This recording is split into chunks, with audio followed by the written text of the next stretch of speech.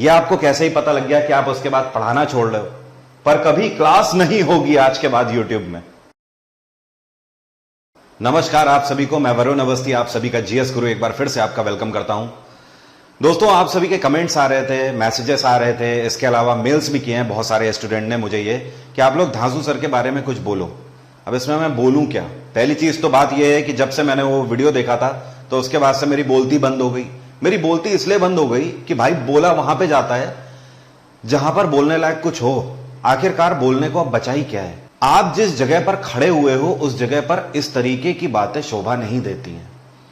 अभिनय सर ने जो बात कही वो अभिनय सर ने कुछ गलत नहीं कहा, उसमें कुछ भी गलत नहीं कहा, लेकिन इस टाइम पर यूट्यूब पे 3-4 बुद्धिजीवी लोग ऐसे आ गए हैं जिनका कहना है कि धांसू सर जो कर रहे हैं उन्हें करने दो, तुम्हें सपोर्ट नहीं करना है तो मत करो सपोर्ट, तुम्हें कोर्स नहीं खरीदना है तो मत खरीदो कोर्स, लेकिन वो जो कर रहे हैं तुम उनसे आपत्ति मत जताओ।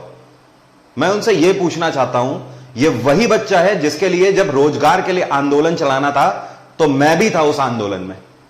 ये वही अभिनय सर हैं जिन्होंने उस आंदोलन की शुरुआत करी थी।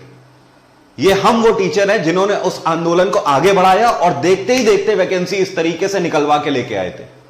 बहुत सारी चीजों में बदलाव करके लाए हैं और उस टाइम पर जब बच्चे के साथ गलत नहीं होने दिया तो आज जब उसका फायदा उठाया जाएगा तो भी हम कुछ ना बोले। ऐसा नहीं हो सकता ना।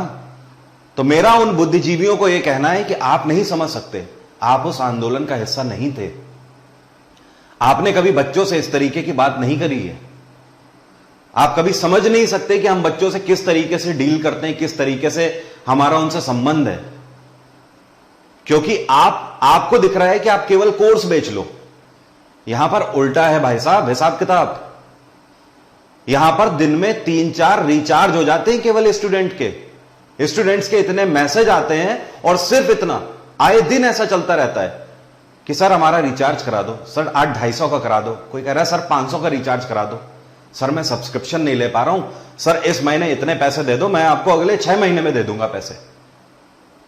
यहां पर यह स्थिति है भाई साहब, और यह आपको शोभा देता है। पहली चीज तो यह हो गई कि स्टूडेंट के साथ तो गलत होने नहीं देंगे, इसलिए जरूर बोलेंगे। दूसरा कारण उसका यह भी है, जब कोई कुछ करता है किसी भी क्षेत्र में तो उस क्षेत्र में कहीं ना कहीं वो उस पूरी फील्ड को रिप्रेजेंट कर रहा होता है। आप इस तरीके से लाइव आके रो रहे हो, यह आपको शोभा नहीं देता है। आप जिस तरीके से आकर बोल रहे हो कि आप हमें बचा लो, ये कर लो, वो कर लो, आप ये कोर्स परचेज ही कर लो, सारी कैलकुलेशन भी आप लगा के बता दे रहे हो मैथ की कि 10,000 बच्चा इतना खरीद लेगा तो इतना अमाउंट मेरे पास हो जाएगा। इसका हमारे ऊपर बहुत खराब फर्क पड़ता है, बहुत गंदा फर्क पड़ता है। स्टूडेंट आपके बारे में तो जो सोच रहा है हमारे बारे में भी वही सोचता है। वो आज की डेट में ये सोचने लगेगा कि शिक्षक तो ऐसे ही होते हैं। जो नया स्टूडेंट हमारे साथ जुड़ना चाह रहा है वो पहले ही ये सोच के बैठ जाएगा कि हां सारे शिक्षक ऐसे ही हैं। तो वो एक पूरी लॉबी है शिक्षकों की, जहां पर हर एक शिक्षक उस पूरी लॉबी को रिप्रेजेंट करता है। आप लोग कुछ भी इंटरनेट करने से पहले ये जरूर सोच लिया करो कि आप पूरी लॉबी को रिप्रेजेंट कर रहे हो, आप सिर्फ अकेले नहीं हो। इस वजह से मुझे यह बात बोलने आना पड़ा। यहां पर हम लोगों ने तब भी ना गलत होते हुए देखा था और ना आगे भी कभी गलत होते हुए देखेंगे।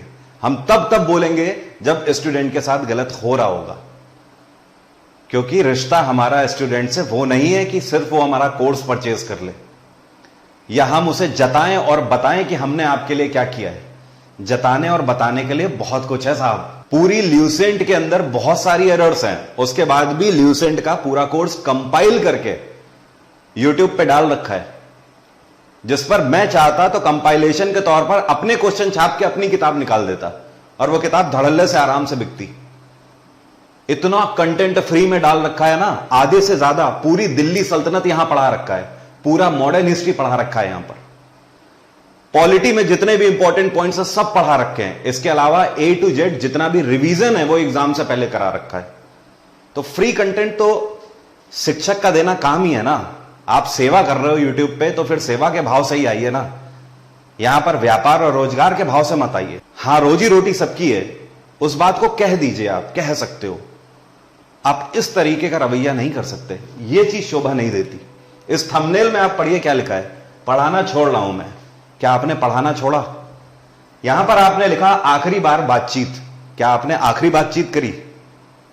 कुछ भी नहीं, सिर्फ आपने क्लिक बेट किया। यहां पर छोटे छोटे नादान बच्चे हैं जिन्हें अपनी जीवन की राह सिर्फ इस टाइम पर दिख रही है, इस जद्दोजहद में चल रहे हैं कि केवल 1 महीने का किराया कैसे निकल जाए। यहां से आकर, गांव से आकर यहां पर दिल्ली में पड़े हुए हैं। उनके सामने इन सब चीजों का क्या फर्क पड़ता है?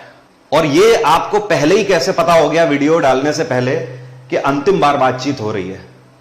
यह आपको कैसे ही पता लग गया कि आप उसके बाद पढ़ाना छोड़ रहे हो, पर कभी क्लास नहीं होगी आज के बाद यूट्यूब में?